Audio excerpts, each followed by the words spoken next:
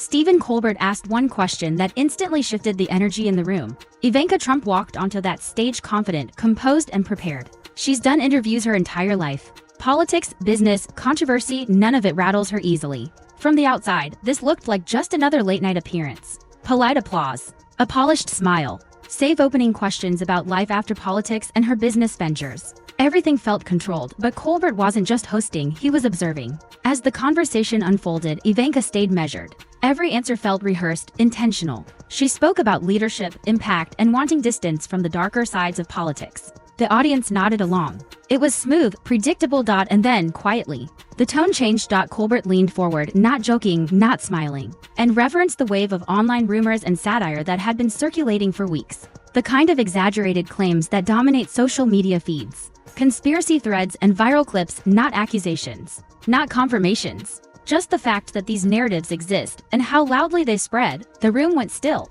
Ivanka laughed at first, brushing it off as internet nonsense. But the laughter didn't land the way it had earlier. The silence lingered longer than expected. For the first time that night, she wasn't fully steering the moment. Colbert didn't push facts. He didn't present evidence. He didn't accuse. Instead, he did something more unsettling. He highlighted how quickly satire, speculation, and misinformation can spiral into something people treat as truth. That's when the tension became visible. Ivanka tried to pivot back to safer ground. But the rhythm was broken. The audience could feel it. The exchange was no longer about politics or branding, it was about control of narrative. About how public figures are shaped not just by what's true, but by what spreads. When frustration finally surfaced, it surprised everyone. Not because of what was said, but because of how clearly the moment had slipped out of its carefully managed frame. Colbert stayed calm. He didn't escalate. He simply acknowledged the reality of modern media, that once a rumor takes hold online, no amount of polish can fully erase it, and that was the real point. The interview ended not with a punchline,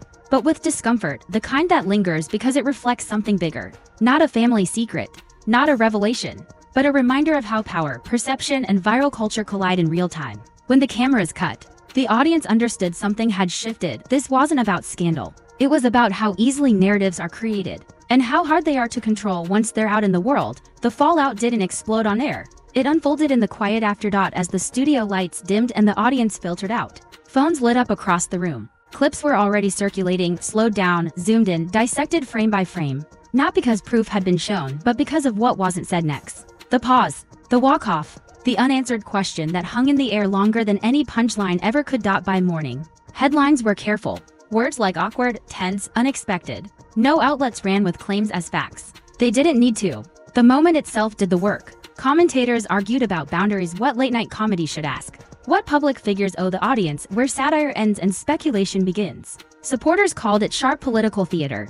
Critics called it irresponsible. Everyone agreed on one thing: it was unforgettable. Colbert opened the next night with a measured tone. No gloating, no recap reel. Just a reminder that comedy, when it works, doesn't tell you what to think, it shows you where the pressure points are. Sometimes, he said, the silence after a question tells you more than any answer ever could. The audience applauded.